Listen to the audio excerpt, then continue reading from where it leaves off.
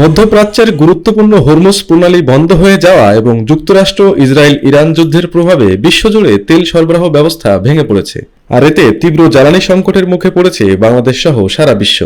যুদ্ধ এখানে, কিন্তু তেলের প্রোডাকশন তো এখানে, ওই তেলটা তো ওখান থেকে আসতে হবে আমার এখানে। তেলের সাথে হলো সব কিছুর সম্পর্ক। এখন সাধারণ মানুষের উপরে এটা, তেলের দাম বৃদ্ধি পেলে সাধারণ মানুষের উপরে এটা যথেষ্ট প্রভাব পড়বে। তো সেক্ষেত্রে গভর্নমেন্ট এটা বিবেচনায় রেখেছে। বৈশ্বিক এই অস্থিরতার প্রভাব বাংলাদেশেও দৃশ্যমান। সীমাবদ্ধতা সত্ত্বেও সরকার আমদানির মাধ্যমে সরবরাহ স্বাভাবিক রাখার চেষ্টা চালাচ্ছে। সরকারের দাবি, অসাধু ব্যবসায়ী চক্র এবং সাধারণ মানুষের অতিরিক্ত ক্রয় প্রবণতা সংকট মোকাবেলাকে আরও কঠিন করে তুলেছে। আপনি ফিলিপাইন দিকে তাকান, ফিলিপাইনে কিন্তু লকডাউন আরো 1 মাস আগে দিছে, কিন্তু আমাদের সরকার দিচ্ছে না। আমাদের সরকার তেলেরও দাম বাড়াচ্ছে না। সামনে এইভাবেই চলবে, পাবেন তেল পাওয়া যাবে। আগে আমার পার ডে ছিল 40,000 অক্টেন, 14,000 ডিজেল। এখন আমি পাচ্ছি 9,000 অক্টেন, 4,500 ডিজেল। সংকট মোকাবেলায় সারা দেশে রেশনিং সিস্টেম, মোটরসাইকেল ও গাড়ির কাগজপত্র চেকিং ও ফুয়েল কার্ডের মাধ্যমে চলছে তেল সরবরাহ। পাশাপাশি ফিলিং স্টেশনগুলোতে ট্যাগ অফিসার ও ম্যাজিস্ট্রেটের নিয়মিত তদারকি ও অভিযান চলছে।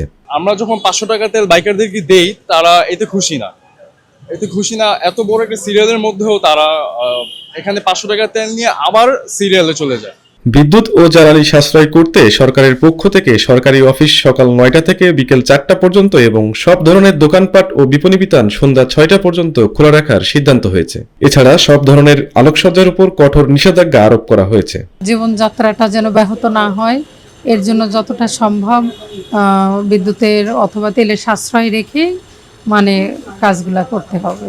না, আমি বাংলা সরকারকে দায়ী করতে পারতেছি না এখানে, কারণ আমার বড় ভাই অস্ট্রেলিয়াতে থাকে।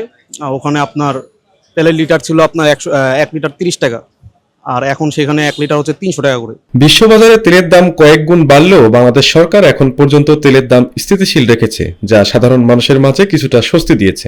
চট্টগ্রাম বন্দর কর্তৃপক্ষের তথ্য মতে মার্চ মাসে মোট 33টি জ্বালানি পরিবাহী জাহাজ বন্দরে এসেছে এবং শুক্রবার ভোরে সিঙ্গাপুর থেকে 27,000 টন ডিজেল এসেছে। যে পাম্পে যাবেন আপনারা তেল নেবেন, কিন্তু বরঞ্চ বহির্বিশ্বে এখানে কোথাও দাম বাড়ে নাই, অথচ ওনারা দাম এটা বৃদ্ধি করে একটা সিন্ডিকেটের মাধ্যমে এই জিনিসগুলি তারা প্রচারণা করতেছে। দেশে তো তেলের অভাব নেই, তারপর আমরা ঘন্টার পর ঘন্টা এভাবে লাইন ধরে তেল নিতে হইতেছে আমাদের। সংকট উত্তরণে আন্তর্জাতিক জ্বালানি সংস্থা এই পরিস্থিতিকে ইতিহাসের সবচেয়ে বড় বিপর্যয় হিসেবে উল্লেখ করেছে, আর এতে সংকট উত্তরণে দীর্ঘমেয়াদী ও টেকসই পরিকল্পনার উপর জোর দিচ্ছে অনেকেই।